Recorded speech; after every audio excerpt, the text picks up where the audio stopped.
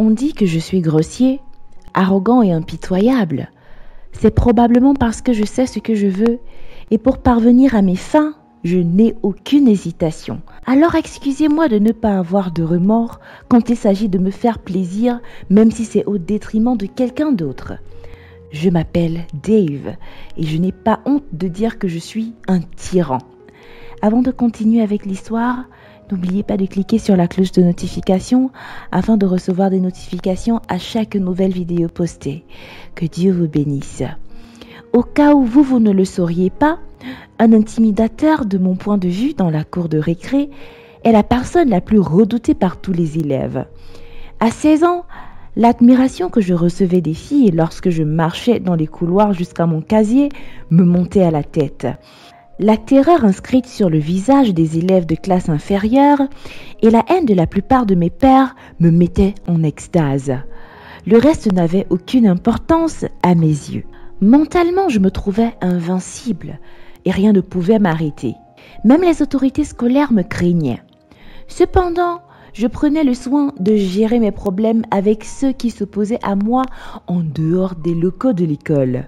Bien que je sois une terreur pour les autres élèves, je ne laissais rien ni personne entraver mes études, même pas moi. D'ailleurs, la personne qui le ferait n'était pas encore née, ou du moins c'est ce que je pensais. C'était un vendredi après-midi que j'avais échangé avec Columbus pour la première fois, qui d'ailleurs oserait appeler son enfant de la sorte en ces temps modernes. Columbus a été mon camarade de classe depuis l'école maternelle. Il vit avec sa mère qui est célibataire et il se trouve qu'il est chrétien. Bien qu'il ne me dise pas grand-chose, j'ai toujours l'impression qu'il fait partie de ces gens qui se prennent pour les plus saints.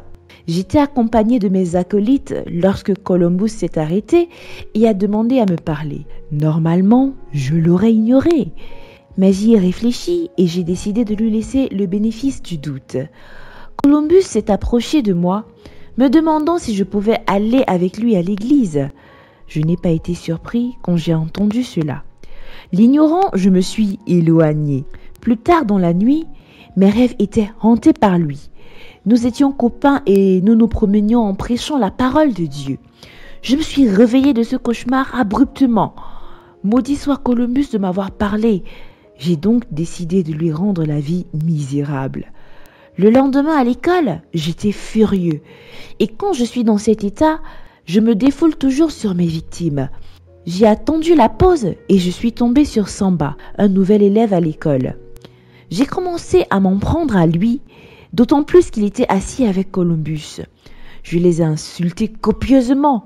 La cour de l'école s'est remplie d'élèves qui regardaient la scène se dérouler devant eux. Contrairement à Columbus, Samba n'était pas du genre à avaler des bêtises venant de qui que ce soit. Alors que je me dirigeais vers lui, il a riposté et m'a frappé. Nous nous sommes battus, nous mettant en spectacle devant les spectateurs de la cour de récré. Columbus s'est interposé et a essayé de nous séparer. Mes yeux étaient injectés de sang et j'étais plus que furieux. Avec cette même colère, je me suis retournée et j'ai repoussé quiconque essayait de nous séparer. Malheureusement, c'était Columbus. Il est tombé en arrière et s'est cogné la tête. Soudain, il y eut un silence plat. Personne n'a plus dit un seul mot. Et nous observions tout mouvement de Columbus en espérant qu'il bouge. Mais malheureusement, ce fut sans succès. Ça ne pouvait pas être possible. Les médecins sont venus et l'ont emmené à l'hôpital. Le lendemain, nous avons reçu des informations selon lesquelles Columbus avait souffert d'une hémorragie cérébrale et est décédé avant d'arriver à l'hôpital. Peu de temps après, les flics sont arrivés et j'ai été emmenée. J'ai été condamnée à 15 ans de prison, mais je n'avais pas de remords. Ils auraient tout aussi bien pu me condamner à perpétuité. Je suis orphelin et je n'ai rien à perdre. Après le verdict du juge, mes mains ont été menottées et j'ai été emmenée en prison. Je suis sortie du tribunal sans peur et me préparant mentalement à affronter cette étape de ma vie. Cependant, quelque chose s'est passé à la porte et m'a fait froid au dos. Une dame s'est approchée de mon visage, les yeux remplis de larmes et m'a menacée. « Je vais te tuer », dit-elle. Je ne voulais pas m'inquiéter de ces menaces mais l'intensité avec laquelle elle disait cela me troublait. Je n'ai pas eu assez de temps pour comprendre l'objet de sa menace, car j'ai été poussée vers ce qui devait être ma nouvelle maison. Mon temps en prison n'a pas été trop désagréable contre toute attente. Étant mineur en prison, j'étais un peu craint. Avec ma réputation de brute, je me suis facilement liée d'amitié avec ceux qui étaient là avant moi. La vie était plus facile que ce à quoi je m'attendais. S'il y a une chose pour laquelle je suis reconnaissant, c'est le temps que j'ai eu pour me centrer sur certaines de mes pensées. 15 ans de prison signifiait que j'avais perdu presque toute ma jeunesse. Il reste quelques mois avant ma libération. J'ai commencé à travailler sur moi pour devenir meilleur. Par contre, s'agissant de la vie hors des barreaux, je ne pouvais penser à rien de positif. Mes pensées ont été interrompues lorsque j'ai reçu une annonce d'une visite. Je suis allée dans la salle des visites et je suis tombée sur la dame qui avait menacé de me tuer. Elle avait un peu vieilli vu les années écoulées. Je me suis approchée du siège en face d'elle avec prudence et je me suis assis. « Je vous connais ?» j'ai demandé. « Vous avez assassiné mon fils. » Ma bouche est restée entrouverte du fait de la surprise. « Je sors dans quelques mois. Vous pourrez me tuer quand je sortirai. » Elle fixa son regard sur moi comme pour essayer de lire dans mes pensées. « Après toutes ces années, vous n'avez aucun remords, je constate. »« Écoutez, madame, tuer votre fils était une erreur dont je ne suis pas fière, mais aucun remords ne le ramènera. Je souhaite juste pouvoir faire quelque chose pour arranger les choses. Mort est le garçon de 16 ans qui a été enfermé. La personne que vous avez sous les yeux maintenant est un homme. Celui qui est prêt à faire face à son crime et à corriger ses erreurs. » Sans dire un mot de plus, la mère de Columbus se leva et partit, juste comme ça. Je suis retournée dans ma cellule et j'ai essayé d'oublier ce qui venait de se passer.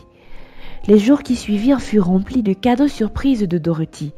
J'appris que c'était son nom. Elle m'envoyait des cadeaux et certains jours, elle me rendit visite. Pour quelqu'un qui avait promis de me tuer, cette mesure de gentillesse était un peu trop inhabituelle. J'essayais toujours de comprendre ce qui se passait. Quelques mois plus tard, j'ai été libérée. J'avais purgé ma peine et j'étais prêt à partir. J'ai fait mes adieux aux quelques détenus qui étaient là. Mes papiers étaient signés et je fus conduit vers la porte me séparant du monde extérieur. Cependant, tout comme le jour de ma condamnation, j'ai vu Dorothy s'approcher de moi. La seule différence était qu'il n'y avait pas de garde autour. « Bonjour fils », elle me dit. Je ne savais pas quelle réponse lui donner. « As-tu un endroit où rester ?» J'ai hésité un peu avant de parler. Non. Eh bien, si ce n'est pas un problème, tu peux venir vivre avec moi. Êtes-vous sûr ? Totalement, ça ne me pose aucun problème. Je l'ai suivie jusqu'à chez elle.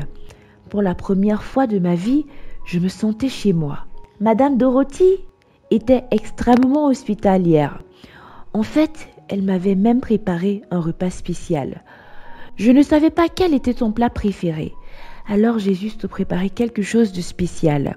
À ce moment-là, j'ai vraiment regretté d'avoir tué Columbus. Mais que pouvais-je faire ? Je suis désolée, Madame Dorothy. S'il y a quelque chose que je puisse faire, c'est bon. Mange d'abord. Je te montrerai où dormir. Cette nuit-là, je suis allée me coucher remplie de tant de culpabilité. Je me suis allongée dans le lit de Columbus, mais le sommeil m'échappait. Au cours des jours suivants, Madame Dorothy s'est très bien occupée de moi. Elle m'a présenté à quelques-uns de ses amis et a créé un réseau pour que je puisse facilement trouver un emploi. Un après-midi, je suis rentrée avec de bonnes nouvelles. J'avais trouvé du travail. Nous avons dansé et célébré en louant Dieu. À ce moment-là, je savais que c'était le moment idéal pour lui poser la question qui me troublait l'esprit depuis tout ce temps. « Madame Dorothy, vu les circonstances, je devrais être normalement la dernière personne que vous voudriez voir autour de vous. Mais pourtant, de toute ma misérable vie, vous êtes la seule à m'avoir montré de l'amour. Pourquoi faites-vous cela ?» Elle haussa les épaules. « Mon Père qui est aux cieux m'a appris à aimer. Il nous a tant aimés qu'il a donné son Fils unique pour qu'il meure sur la croix, afin que quiconque croit en lui ne périsse, mais ait la vie éternelle. Je me suis arrêtée un moment et je me suis agenouillée. J'ai commencé à pleurer et je lui ai dit que je voulais donner ma vie à Christ. Je voulais le suivre et pour de vrai. Je pensais chaque mot. Elle m'a tenu la main et a prié avec moi. Je me sentais pardonnée et j'étais prêt à commencer une toute nouvelle vie. J'ai encore une question. Alors, pourquoi as-tu menacé de me tuer? Ce n'était pas une menace. Je viens de le faire. Quoi? Comment ça? La personne que j'ai menacé de tuer était l'ancien toi, plein de colère et de méchanceté. Il vient de mourir. Le vieux toi est décédé et maintenant tu es une nouvelle créature. Les larmes n'arrêtaient pas de couler. Je l'ai serré très fort dans mes bras et j'ai dit « Merci maman ». C'était la première fois que j'appelais quelqu'un maman. Depuis lors, je suis devenu un fervent chrétien et je me consacre sur l'évangélisation des adolescents. Je me sens aimée et je partage l'amour de Christ au quotidien. Vraiment, Dieu agit de manière surnaturelle.